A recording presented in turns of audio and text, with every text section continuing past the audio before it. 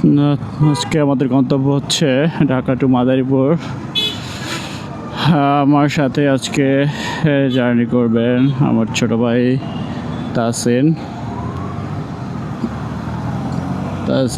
ইতিমধ্যে গাড়ি টান দিয়ে চলে গেছে, যে আমার সামনে রিক্সা। তো আজকে আমার গাড়িতে একটা প্রবলেম আছে, আমার স্পিড মিটারের সমস্যা। কেবলটা চেঞ্জ করা লাগতো, বাট সময়ের অভাবে করতে পারিনি।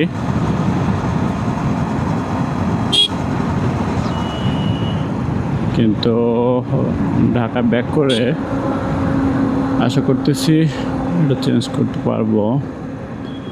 কি অবস্থা, পুলিশ নিজেও নিয়ম মানে না, পুরো একটা হাইওয়েতে তারপর উল্টা কিভাবে করে ঘুরে নিল গাড়ি।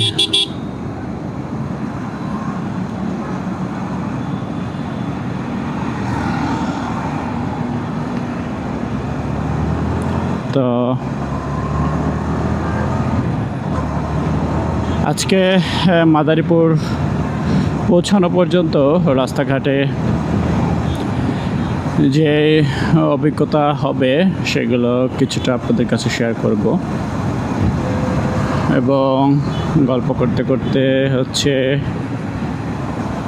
চলে যাব মূল গন্তব্যে। রাস্তাঘাটে প্রচণ্ড রোদের তীব্র তাপদাহে বাইক রাইড করা খুবই আনইজি লাগতেছে, খুবই কষ্ট হচ্ছে। আপনারা এই রোদের তীব্রতা দেখে মোটামুটি বুঝতে পারতেছেন যে আমাদের কি অবস্থা এখন। তবে রোদ থাকলেও ঢাকা থেকে যদি বের হতে পারি, মোটামুটি জ্যামকে কাটিয়ে, তাহলে আশা করতেছি যে খুব সহজেই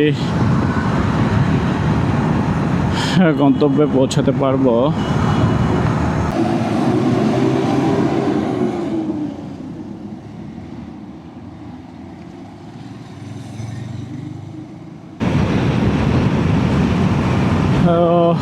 এখন চলে আসছি ভাঙ্গাতে।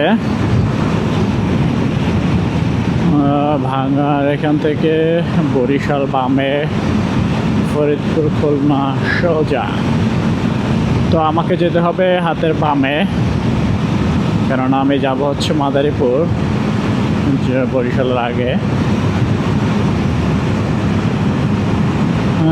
বামে, so let's turn left. হালকা হালকা ভিজা ভিজা দেখা যাচ্ছে রাস্তা, মোটামুটি কিছু কিছু জায়গায় বেশ ভিজা রয়েছে। এখানকার ওয়েদারটা জোস। ওই যে উপরে গরু ঘাস খাচ্ছে, বিশাল বড় বড় ঘাস হয়ে আছে গোলচক্করের আশপাশ জুড়ে।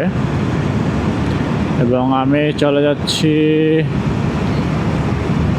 এখন একেবারে নাক বরাবর এই রাস্তায় দিয়ে চলে যাব আমার মূল গন্তব্যে। এবং ফাইনালি আমি চলে আসছি গ্যাঞ্জামের রোড, সিঙ্গেল রোড, ভাঙা কুয়াকাটা কিংবা ভাঙা বরিশাল সিঙ্গেল রোড। এই যে মামা শুরু হয়ে গেছে রে, মামা শুরু হয়ে গেছে। মামায় সিগন্যাল দিয়ে দিছে যে আপনি চলে আসছেন আমাদের ওয়েলকাম রোড। অবশ্য একটু সাবধানে বাইক রাইড করতে হবে, কারণ হচ্ছে এখানটায় বর্তমানে অ্যাক্সিডেন্টের মাত্রা খুব বেড়ে গেছে। পদ্মা সেতু হওয়ার পর থেকে গাড়ির যে পরিমাণ চাপ, ওই তুলনায় রাস্তার 6 লেনের হওয়া দরকার ছিল বহু আগেই। ইভেন পদ্মা সেতু হওয়ার সাথে সাথে এই রোড হওয়া দরকার ছিল। দুর্ভাগ্যজনক কারণে এই রাস্তাটা আর হয়ে ওঠেনি। বারবার শুধু শুনে যায় যে এই বিল পাস হয়েছে, রাস্তার ভূমি অধিগ্রহণের কাজ চলতেছে, কিন্তু বিগত দিন যাবৎ শুধু শুনেই যাচ্ছি, কিন্তু কোনো অগ্রগতি আসলে দৃশ্যমান কোনো অগ্রগতি দেখতে পাচ্ছি না। রাস্তা দিয়ে যখনই যাই কাজ চলতেছে না কি করতেছে এরকম কোনো আপডেট পাচ্ছি না আসলে রাস্তা দেখে। হ্যাঁ হয়েছে, যেমন দেখা যায় পাশে যে রাস্তাগুলো ভেঙে গেছে ওইটা মেরামত করা হয়েছে, বাট ওভারঅল ওরকম কোনো কাজ হয়।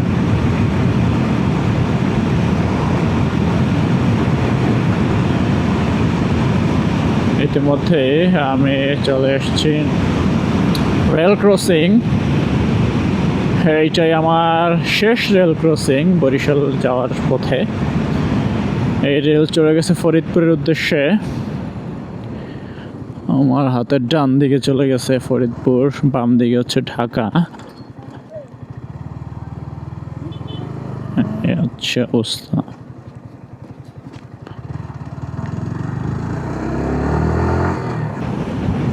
এইবার আমি আপনাদেরকে দেখাবো এই রোডের বাস, ট্রাক, অটোরিকশা প্লাস আরও সব ধরনের যানবাহনই এই রোডে চলাচল করে। তাদের যে ঐতিহাসিক খেলমা সেটা নিশ্চয়ই আমি আমার ক্যামেরা অন রেখে আপনাদেরকে দেখানোর চেষ্টা করব। এবং আপনারা দেখতে পাচ্ছেন আমার সামনে যে বাইক রাইড করতেছে আমার ছোটো ভাই তাসিন। ওকে একটু সাবধান করে নেই। তাসিন, এটা কিন্তু সিঙ্গেল রোড, সাবধানে চালাইও।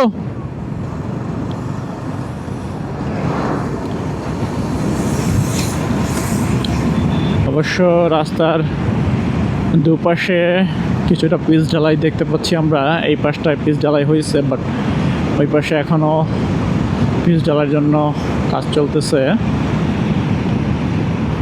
এটা ভালো, বাট এটা এই রোডের জন্য পর্যাপ্ত নয়। হচ্ছে এইখান থেকে প্রায় কত কিলো হবে, 250 থেকে 300 কিংবা 200-250 কিলো হবে সম্ভবত কুয়াকাটা পর্যন্ত। এখানে কিন্তু সরাসরি বিভিন্ন যানবাহন একেবারে দক্ষিণবঙ্গের শেষ প্রান্ত কুয়াকাটায় যেয়ে থাকে।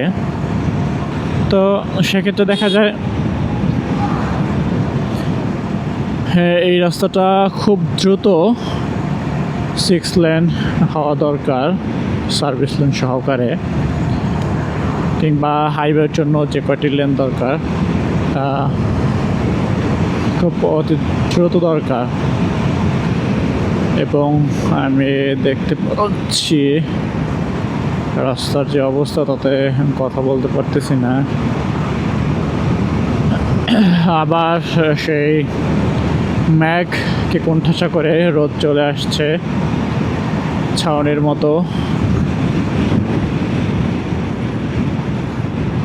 ভ্যান চলতেছে, অটো চলতেছে,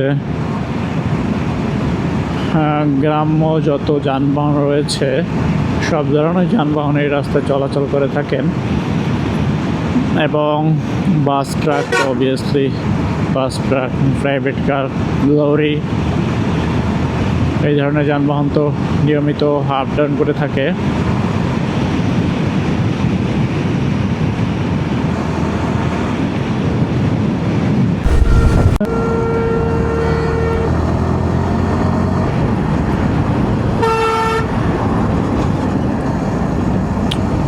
ছোটো ভাই তাসিনের প্রচুর ক্ষুধা লাগছে, তো বলতেছে যে ভাই চলে না খাওয়া দাওয়া করি তারপরে বাকি পথ যাব।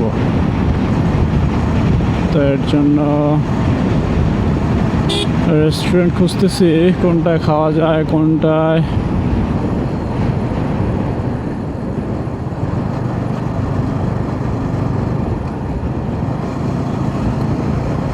কোনটা